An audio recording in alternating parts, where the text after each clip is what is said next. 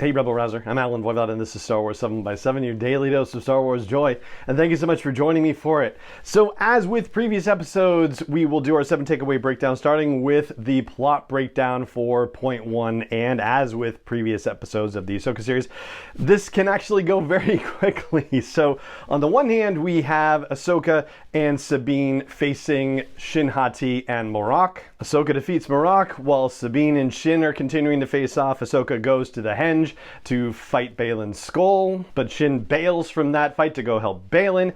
Gets to Baylan and Ahsoka. Ahsoka takes out Shin. Then Sabine shows up. Then Baylan takes out Ahsoka. And then Baylan convinces Sabine to let the map calculations for the hyperspace jump off to Peridia continue and complete. Meanwhile, Hera goes rogue and takes off to go help on Cetos with a few X-Wings in tow, including Carson Teva, which is a good fun cameo, but they get there just in time for that giant hyperspace ring to make its maiden voyage away, and that's that for that. So now let's get to our second point of the breakdown, which just goes on the series of holy heck moments that happen in this episode. First of all, Ahsoka getting knocked off that cliff, and she does not come back anytime during the rest of the festivities, which you think like, oh my gosh, this has to happen at some point. She can't die in her own series, and we find out that she's in the world between worlds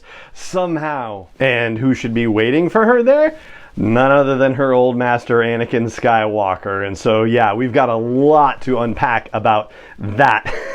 Oh man, yeah, that's going to be our deep dive episode where we really dig into the whole world between worlds thing, because the audio description also has some very fascinating stuff to add about it as well. I will say right now though, one of the things that we talked about in the run up to the series when we were looking at the world between worlds episodes of Star Wars Rebels is that I was just saying I hope that they do not try to use this as a means to, time travel or undo events or anything like that, because they've kind of raised the possibility of being able to do so.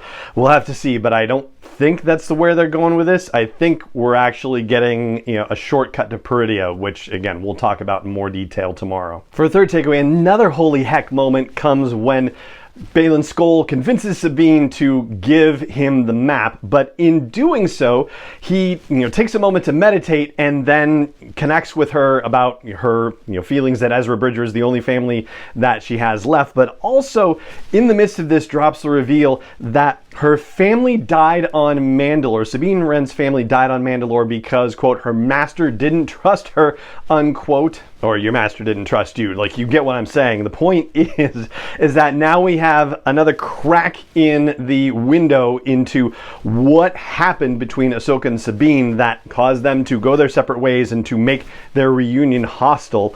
This idea that Sabine's family is dead and it has somehow to do with Ahsoka, and maybe this is part of Ahsoka walking away from Sabine. And then Baylan saying to Shin, like telling Shin to stop force joking Sabine, saying like, I'm gonna keep my word to Sabine unlike her master did. So somehow he is aware of this betrayal. Also, the fact that he's aware of who Anakin Skywalker was. This is one of those things that's turning out to be not as closely guarded a secret as we had all initially thought. Very few people are supposed to have known that Darth Vader and Anakin Skywalker are one and the same person. I mean, it was basically limited to Emperor Palpatine, Grand Moff Tarkin figuring it out, Grand Admiral Thrawn figuring it out, Ahsoka realizing it in Star Wars Rebels, and now we find out Baylan Skoll knows as well, unless he's just doing something where he's kind of like mind, projecting into Ahsoka and picking up stuff like this somehow. It's just, this is becoming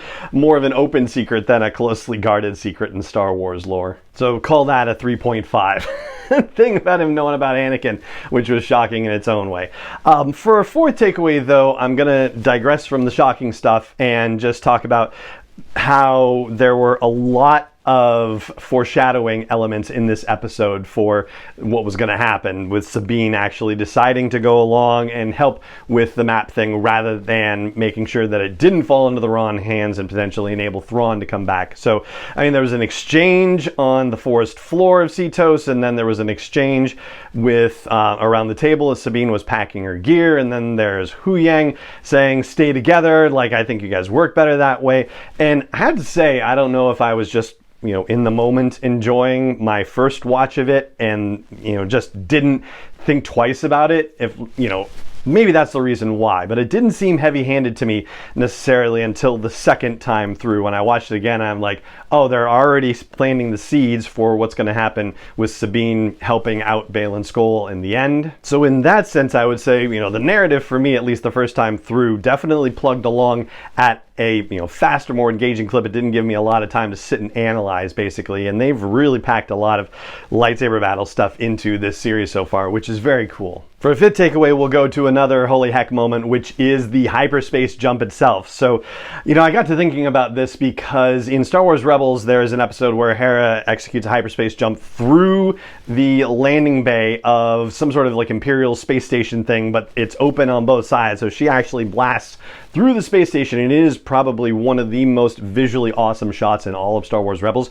And this one kind of gave me the same feeling, basically. And it also had a bit of a twinkle at the end of it that was very similar to the hyperspace shot that Admiral Raddus takes in The Last Jedi. Sorry, Vice Admiral Holdo takes with the Raddus, excuse me. That moment where Morgan Elsbeth says, just jump, and you see it coming, and the way that worked visually was just so fantastic, I thought. And yeah, it was just it gave me chills when it happened. It was really just a shocking turn of events. And also, considering that the whole ship is just one big ring, it makes sense that they would figure that they could blow past people. And also it's starfighters, so I don't know, maybe they just thought it would bounce off, but also seems like kind of a dangerous proposition anyway. And that's something else worth talking about in depth. Baylan saying if your calculations are off even by a little, we're just going to be lost forever. And Morgan Elsbeth's just have faith, and that's all there is to it.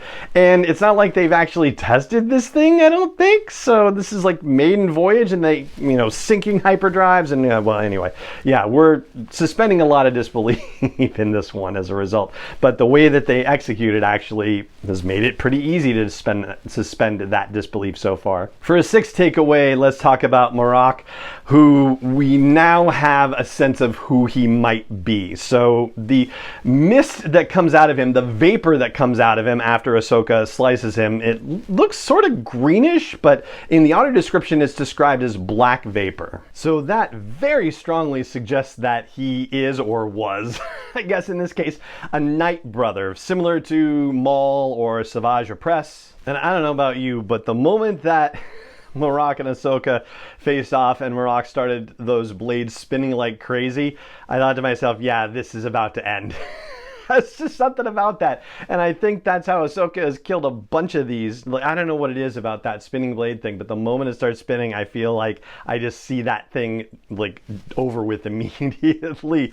Maybe it was Ahsoka in the Tales of the Jedi thing. Maybe it was Kanan fighting the Grand Inquisitor and destroying that thing. I don't know where I'm carrying stuff in my brain about this, but anytime you see a spinning lightsaber and they start to make that thing really go whoop, whoop, whoop, whoop, whoop, yeah, that they're about to lose. And for a seventh and final takeaway, I'll do something that I've been doing in previous breakdown episodes, just flagging little winks and nods and homages, if you will, to other Star Wars storytelling. And a couple that jumped out at me were with Baylan Skoll trying to convince Sabine to give him the map and saying, do it, which is an Emperor Palpatine thing from Revenge of the Sith, of course. And it's the only way, which is the Darth Vader thing, telling that to Luke Skywalker before he drops off that gantry in Cloud City in The Empire Strikes Back. And then Hera talking about cutting across the axis of that hyperspace ring reminded me, I believe that's what somebody had said about cutting across the axis in the attack on the Death Star in the original Star Wars, aka A New Hope. Those are the ones that I came across, but if you have others that you want to flag, I would love to hear what those are. If you're checking this out on YouTube, hey, comments are right there, and if you're catching the audio version, then please head over to the blog post for this show's episode at sw7x7.com and drop a comment there. And that is going to do it for our 7 takeaway breakdown of Fallen Jedi, which is part 4, not chapter 4. They're calling them parts. Part 4 of the Ahsoka series, and that is going to do it for this episode of the show. It just remains for me to say thank you so much for joining me for it, as always. Thank you for your patience. This one was a little bit delayed due to personal reasons. I appreciate your patience and support, and may the Force be with you wherever in the world you may be. Wars 7x7 is not endorsed or sponsored yet by Lucasfilm Limited, Disney, or 20th Century Fox, and is intended for entertainment and information purposes only. Star Wars, the Star Wars logo, all names and pictures of Star Wars characters, vehicles, and any other Star Wars related items are registered trademarks and/or copyrights of Lucasfilm Limited, or their respective trademark and copyright holders. May the Force be with them. All original content is copyrighted by Star Wars 7x7. We hope you love it.